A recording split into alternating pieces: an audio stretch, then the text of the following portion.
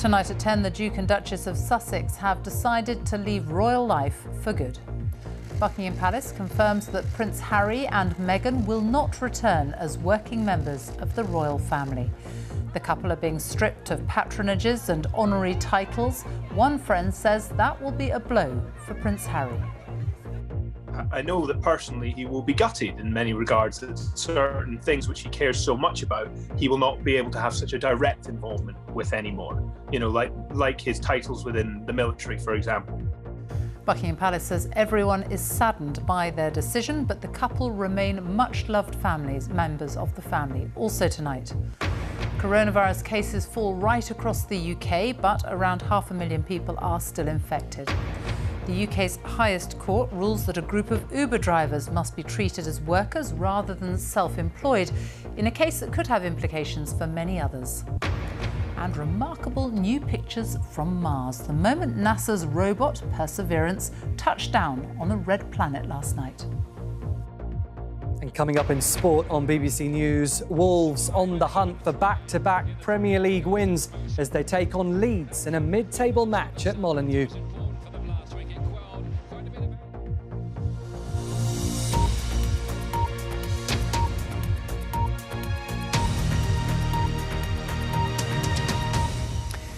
Good evening. Buckingham Palace has confirmed that the Duke and Duchess of Sussex will not be returning as working members of the royal family. Prince Harry and Meghan stepped down from royal duties last year and moved to the United States. The couple, who are expecting their second child, have been stripped of their patronages and honorary titles, which will be returned to the Queen and distributed elsewhere in the royal family. Prince Harry and Meghan responded with a statement saying, "We can all live a life of service. Service is universal." Here's our royal correspondent, Nicholas Witchell. The bond which was once so close has, in every formal royal sense, been shattered. The breach in terms of the business of royalty is complete, and, bar a complete about-face by the Sussexes, it is final. For Harry, then, perhaps, a sense of long-sought freedom. For William, one imagines, a deep sense of disappointment. Today's news is not unexpected. In the year since Harry and Meghan made their last appearance at a formal royal engagement at Westminster Abbey, the gulf between them and the rest of Harry's family has grown ever wider. The couple have bought a house in California, negotiated deals with US media companies, and made it clear that they relish their new life. At midday today, Buckingham Palace confirmed that they would not be returning as working members of the royal family. The statement said that following conversations with Harry, the Queen has written confirming that in stepping away from the work of the royal family, it is not possible to continue with the responsibilities and duties that come with a life of public service. The statement finished, while all are saddened by their decision, the Duke and Duchess remain much-loved members of the family. This was the Sussexes' response. As evidenced by their work over the past year, the Duke and Duchess of Sussex remain committed to their duty and service to the UK and around the world, and have offered their continued support to the organisations they have represented, regardless of official role. They finished their statement by saying this: "We can all live a life of service. Service is universal." For Harry, the loss of his military roles, particularly as Captain General of the Royal Marines, will be particularly hard. I know that he'll be personally gutted, just as I was, that he was not allowed to pull a military uniform on anymore. But regardless, that doesn't change his commitment to the individuals that serve in it and those that require care beyond it. Supporters of Meghan understand why she wants a new life. The press drove her out of here, and if she was going to stay here any longer, I think they would have probably made her ill, because it isn't a relationship that most Americans are used to. So one of the royal family's most popular members, a man for whom, over the years, there's been great sympathy and admiration, now faces a very different future. The way back to royal duty has been closed. He can never again wear military uniform. Harry's future lies in California with his wife and family. And Nick is with me now. How do you read the response from Prince Harry and Meghan?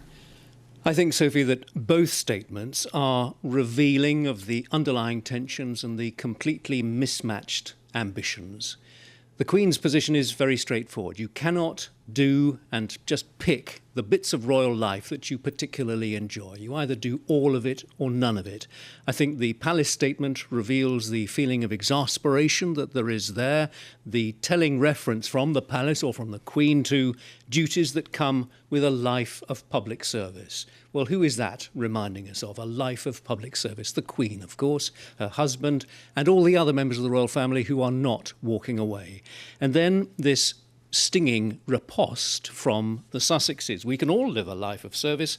Service is universal. Well, one wonders who penned that particular flourish, which in fact, is saying to the palace, we don't need you to tell us what duty and service are. I think many people might think that it comes as close to impertinence as they dared. But an awful lot of people will have sympathy for them. An awful lot of people will wish them the very best of luck, as will the family, as will the Queen, the grandmother, which is quite distinct from the Queen, the embodiment of the crown. As the statement says, they remain much loved members of the family. Nick Witchell, thank you. The Duke of Edinburgh is expected to remain in hospital over the weekend and into next week for observation and rest. He was driven to hospital on Tuesday night after feeling unwell for a few days. It's understood that Prince Philip's doctor is acting with what's been called an abundance of caution, and the Duke, who is 100 in June, remains in good spirits. NASA has tonight released remarkable new high-definition images from Mars taken by its rover Perseverance, which landed on the Red Planet last night. It's hoped it will find microscopic signs of ancient life from billions of years ago. It was an extraordinary and perilous landing, one that was helped by a company in Devon, as our science correspondent Rebecca Morell reports.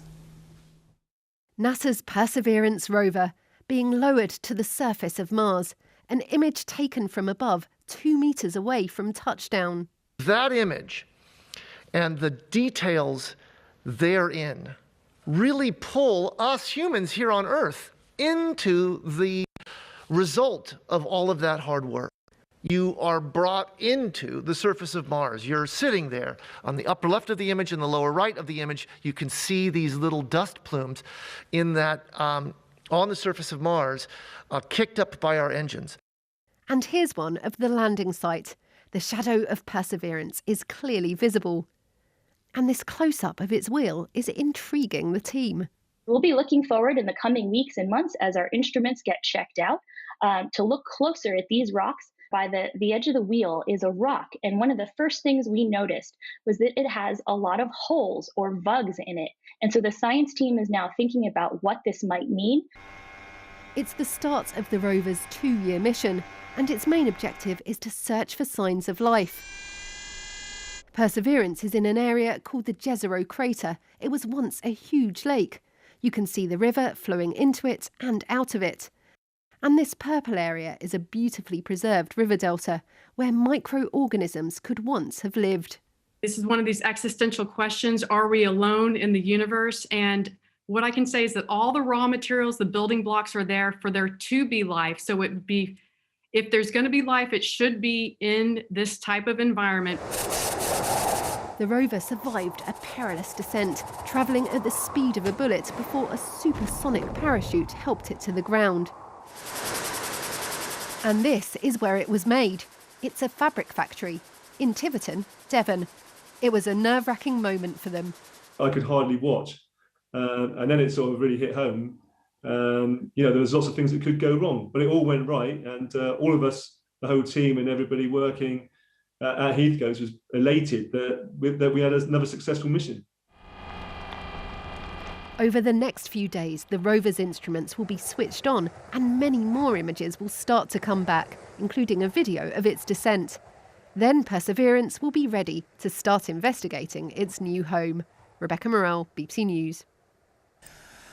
The number of coronavirus cases is continuing to fall in all parts of the UK. The latest R number, estimated to be between 0.6 and 0.9, also suggests infection numbers are shrinking.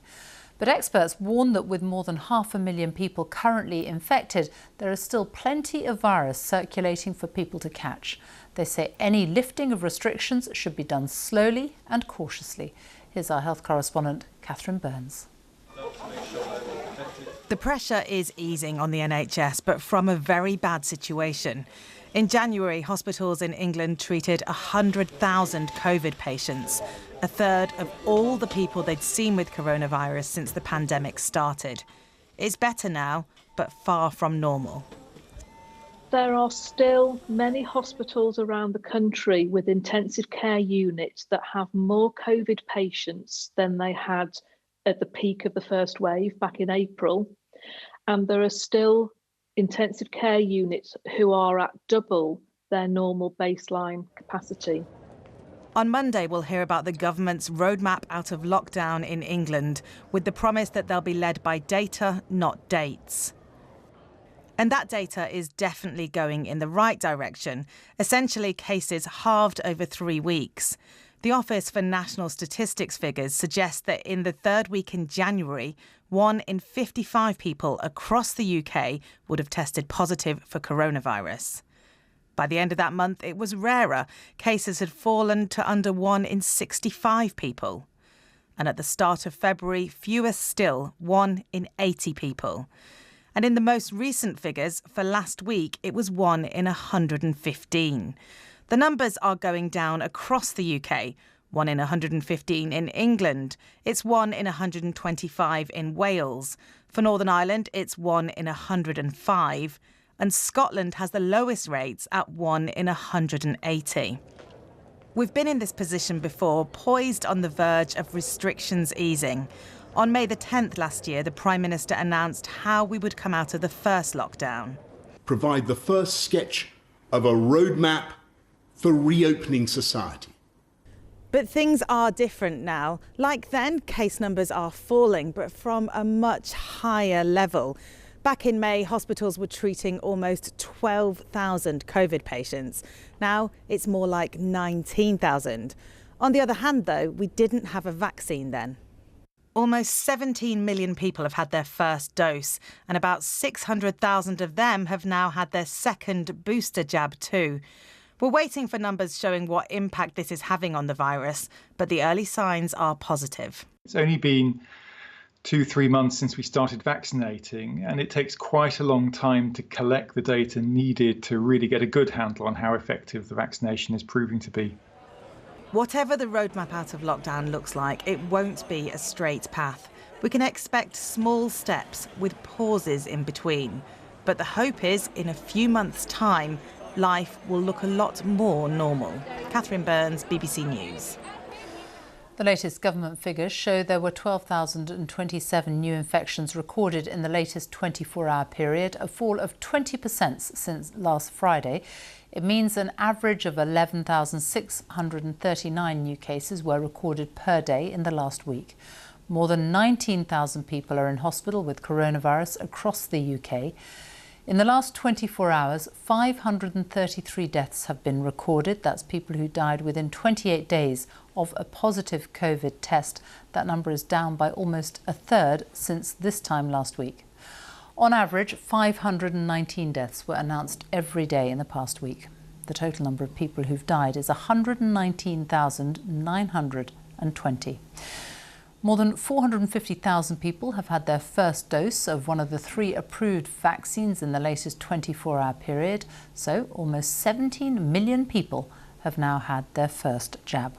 Well, our health editor, Hugh Pym, is with me now. So a lot of new data today, and it's very significant because this is what the Prime Minister will be looking at ahead of his big announcement on Monday. Yes, Sophie, 2 important surveys this week will feed into that decision-making, the REACT study by Imperial College yesterday and the ONS today. And they are broad studies in communities, picking up people who don't have symptoms, don't know they have the virus.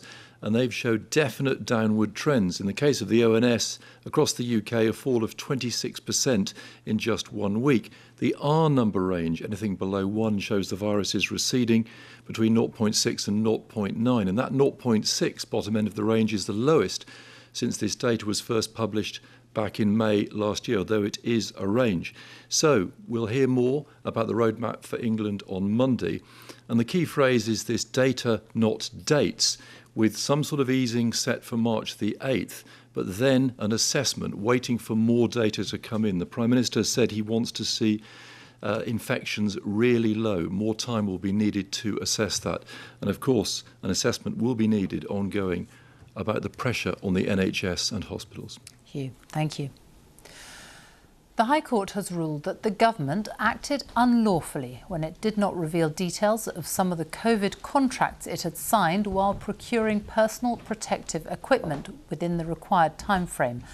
The court said the Health Secretary, Matt Hancock, had acted unlawfully and he had breached his legal obligation. The Department for Health and Social Care said it had been forced to sign deals within very short timescales and against a background of unparalleled global demand. The First Minister of Wales says he hopes the country has entered its last 3 weeks of stay-at-home rules, but Mark Drakeford said further changes to lockdown will depend on case rates continuing to fall. Whilst younger primary school children return to school on Monday, he said all primary pupils and students in years 11 and 13 may be able to return from the 15th of March. Some non-essential shops and hairdressers could also reopen then. From tomorrow, up to 4 people from 2 different households can exercise outdoors together. But pubs, restaurants, cafes and gyms are likely to remain closed for a while. Our Wales correspondent Hal Griffith reports. Yet another family walk. For Nicola and her children, this has been the routine of 2021. But in 3 weeks' time, if infection rates keep falling, 9-year-old Evan and 8-year-old Lila can take their first step back to school. I think we'll be skipping into the school playground, and I think it's just great that the kids are able to get back to school and get back to some structure and normality in a school environment. The classrooms are ready. The first pupils, those aged 3 to 7 years old, start back on Monday. Oh, it will be wonderful to have children back in these classrooms. That means about half of Jenny's pupils. For now, the balance feels right, to be honest. I think we need to get it right with our younger pupils first so that we can reassure children, staff, families, the school community that it is as safe as we can possibly make it for the children to return to school. Classrooms may be coming back to life, but this is going to be a slow and staggered process. Some secondary school students may not be back until after the Easter holidays. The Welsh Government is starting an incremental process of easing measures while still trying to give families some hope. Ministers won't give a detailed route map for exiting lockdown, just a direction of travel. I hope, with all the ifs that I always have to emphasise, that this may be the last 3 weeks of the stay-at-home restrictions, because we would all like to be able to do more than we are doing now. The First Minister says he looks forward to the green shoots of recovery. Here they just want to start selling them. Garden centres in Wales aren't allowed to open. They might get the go-ahead in 3 weeks, but you can't keep plants on pause. Stock has been ordered months and months in advance because we know at some point we're going to open. So we have to have staff here to take that stock in, display it, get it ready, and then we don't know if we're going to open. Incredibly frustrating. Caution, hesitation. There will be plenty of it in the weeks to come as we feel our way towards greater freedom. Hywel Griffith, BBC News, Cardiff. Organisations representing healthcare staff say their lives are being put at risk because the PPE they use is providing inadequate protection against airborne transmission of coronavirus. The group, which includes the British Medical Association and the Royal College of Nursing, says more than 900 workers have died of COVID. Our science editor, David Shookman, reports. Ambulance crews are first on the scene at the most serious COVID cases.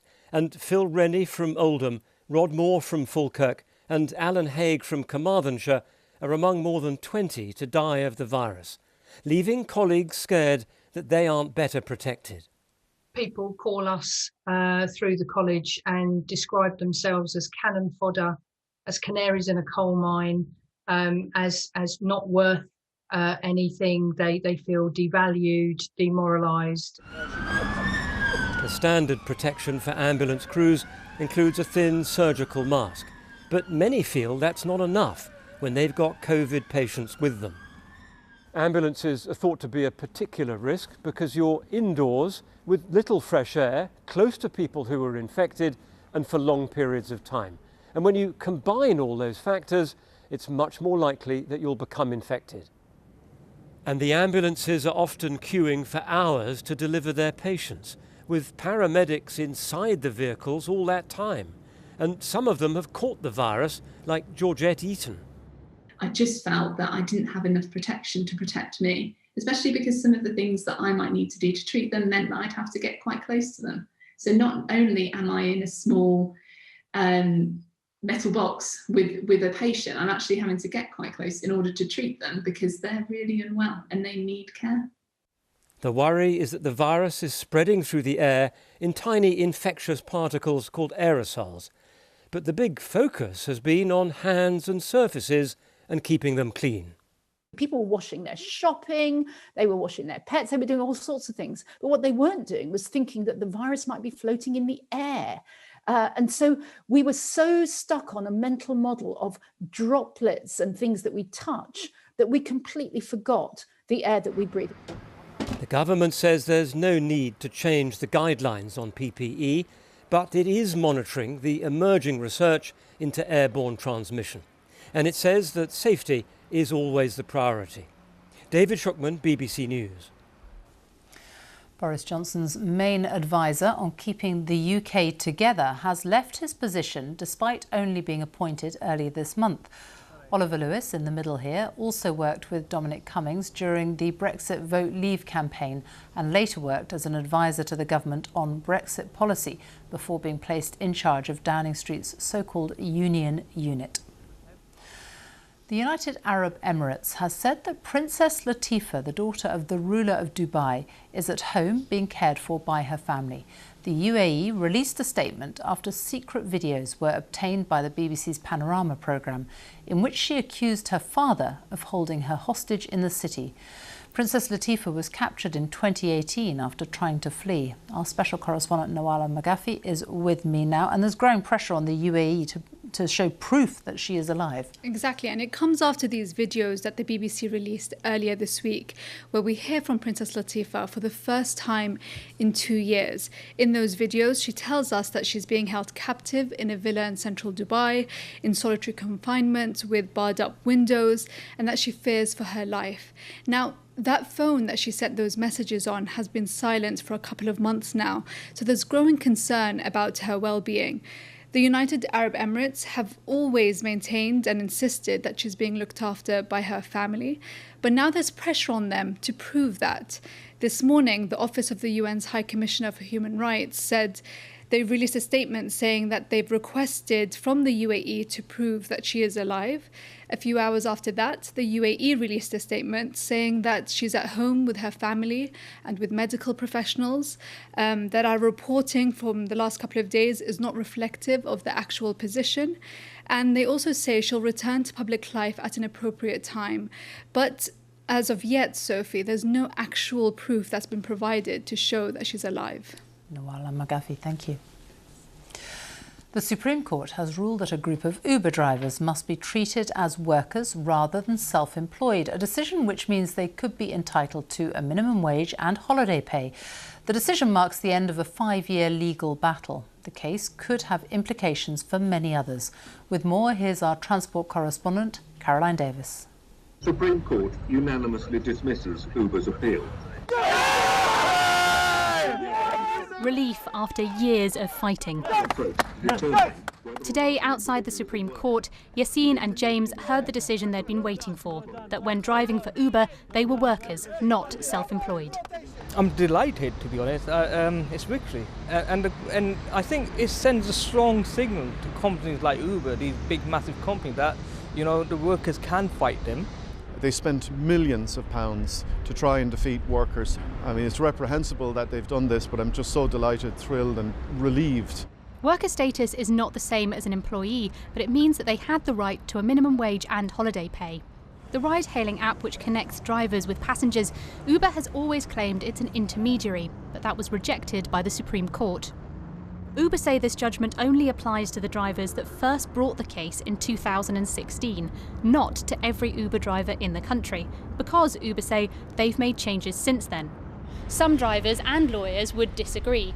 Today, the court set out the reasons why it thought these Uber drivers were workers, which included the fact that Uber set the pay and the contract without any say from the drivers. How today's verdict will affect today's drivers and other workers will be the subject of future court cases.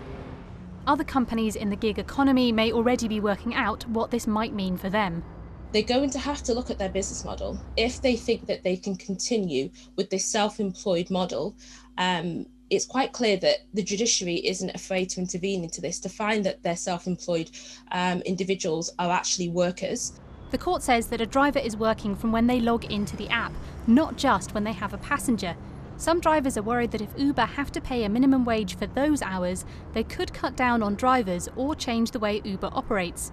Samuel has driven for Uber for the last 5 years and is concerned. It doesn't impress me. The only reason why I'm attracted to drive on the app is the flexibility. Uber say that they respect the court's decision and will now consult with every active driver across the UK to understand the changes they want to see. Today's case sets a legal precedent that could have huge implications for Uber and for other firms that rely on flexible labour. The company that was once thought of as the big disruptor might now have been disrupted. Well done. Caroline Davis, BBC News. Reports from the US say that the reality TV star Kim Kardashian has filed for divorce from the rapper Kanye West. The couple, who are amongst the most recognisable stars in the world, have been married for almost 7 years and have 4 children together. Neither has commented publicly. The small Derbyshire village of Eyam is experiencing the COVID pandemic against the backdrop of a tragic history. 300 years ago, Eyam's residents quarantined themselves to protect neighbouring communities during the Great Plague. Our special correspondent Fergal Keane visited Eyam nearly a year ago to meet residents preparing to face the coronavirus crisis. He's gone back to see how they're coping. The silence of midwinter snowdrifts in valleys already stilled by the pandemic. And Eyam locked down with its memories of sacrifice from centuries ago. When we last came to Eyam in the springtime of 2020, none here foresaw the scale of the national tragedy that was looming. Back then at Eyam School, there was a place for all the children. And a dynamic headmistress working to keep them focused and hopeful. Good morning, squirrels. It's great to see you all joining so promptly, and I can see Now in this classroom, it's only the children of critical workers who are attending. Good morning, Mrs. Gilbert. Good morning, Mrs. Gilbert. Good morning. And George, good morning. It's a mix of school and home learning for these children, with all the challenges. When we started home learning, we would always giggle and not do our work, so now I do my work upstairs in the spare room and he does it in the dining room. I think we both distract each other. It's really hard, really hard. I try to think of something that I enjoy and make me feel really energetic and happy. It's made them a little bit nervous of new situations, and certainly we've noticed children are quite nervous about having visitors or different things, which they weren't. They would have been quite confident before. Hi, Daddy. Hello. She's not only a headmistress and a mother of 2 teenagers, but also a daughter, visiting her 88-year-old father who lives on his own. He's had enough mishaps to know that you never know if it's going to be your last time when you wave goodbye. So we've got fish pie tonight.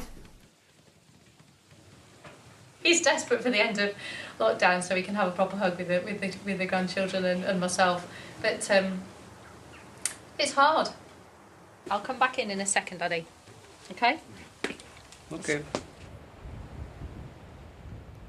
The tourism so important to the area has vanished for now. But isolation and strict following of the rules has meant rates of infection are lower than the rest of the country. And vaccination is stirring hope. That's from AstraZeneca itself, so read that at bedtime, but read this one with a cup of tea when you get home. Last spring, the rector of Eyam was self-isolating after his wife caught COVID. Hi, Mike. Hi. How are you? Yeah, I'm all right, thanks. We're standing back from you, as you can appreciate. Since then, they've mourned 2 parishioners who had COVID, and there is a pressing desire for normality. Yeah, it's been tough, and I think this last few weeks have been the toughest in some ways, because there was a real sense in the first lockdown, almost a blitz spirit, wasn't there? And people go, yeah, we can do this. Now there's a weariness. The Lord is my light and my salvation. In the same church where a distant predecessor preached in plague times, there is consolation via a daily online service. Sheila Vipin celebrated her 96th birthday under lockdown. And just as she was when I first met her, she is irrepressible. How are you, my dear? It's been many, many months. Yes, it has, but such a lot has happened since then. I always remember what my mother said. I'm never lonely, but I am alone. And when I think of that, then I feel uplifted. Would you say is your secret to staying happy? Well, I think being in the present and not trying to think too much of what might be or what has been, but just taking it in, all that's here now, and making the most of it. Nearly all the daily encounters that give a community life are suspended. But here, older, deeper bonds are proving resilient, waiting for the spring. Fergal Keane, BBC News, Eyam. And that's it from us. Now on BBC One, it's time for the news where you are. Good night.